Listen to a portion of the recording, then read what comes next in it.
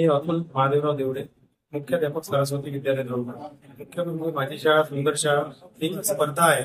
ही स्पर्धा महाराष्ट्र शासनाने 26 जुलै 2024च्या शासन निर्णयाप्रमाणे टप्पा 2 हे अभियान राबवले। या अभियानामध्ये जे शासन निर्णयामध्ये जे पॅरामीटर्स होते त्या पॅरामीटर्स प्रमाणे निकष म्हणजे रिझल्ट निकाल न लावता माननीय शिक्षण आयुक्त यांनी 6/9/2024 ला एक पत्र काढलं व त्यामध्ये मागील वर्षी विजेत्या शाळा ज्या आहेत त्या विजेत्या शाळांना त्या क्रमांकापेक्षा पुढील क्रमांकावर जावं लागेल असं सांगितल्यामुळे हा घोळ निर्माण झाला। त्यामुळे ज्या अनेक कर्तृत्ववान शाळा आहेत त्या बक्षिसात पात्र असून सुद्धा त्यांना गुण जास्त असून सुद्धा त्यांना बक्षिसापासून वंचित ठेवले जात आहे।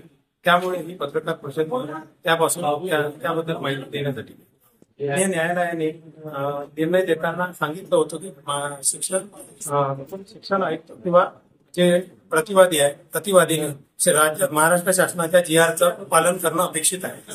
त्याकडून हेच अपेक्षित आहे की ज्या शाळांनी 6/9/2024 पत्र निघायच्या अगोदर सहभाग घेतला होता आणि त्यांचं मूल्यांकन झालं होतं त्यांना जे गुण मिळाले त्या गुणानुक्रमांक त्यांचा जो क्रमांक त्यांनाच बक्षीस द्यायला पाहिजे। कारण शासनाच्या GR मध्ये तसंच उल्लेख आहे। शासनाच्या GR मध्ये कुठलाही बदल न करता बक्षीस वितरण करायला पाहिजे। शाळेला 3रा क्रमांक आलेला होता जिल्ह्यामधनं, पण माझ्या शाळेचे 126 गुण असून 116 गुण असलेल्या 5व्या क्रमांकाच्या शाळेला 3ऱ्या क्रमांकाचं बक्षीस जाहीर झालेलं आहे त्या यादीवरून, असं मला माहिती पडलेलं आहे। यादी माझ्यासमोर आहे, मध्ये लढाई आहे। न्यायालयाने निर्णय घेतपर्यंत आमची लढाई आहे। त्या अगोदर आम्हाला असं वाटतं की ज्या शासनाने GR काढला त्या GRचं पालन शासनानेच केलं फार चांगलं होईल।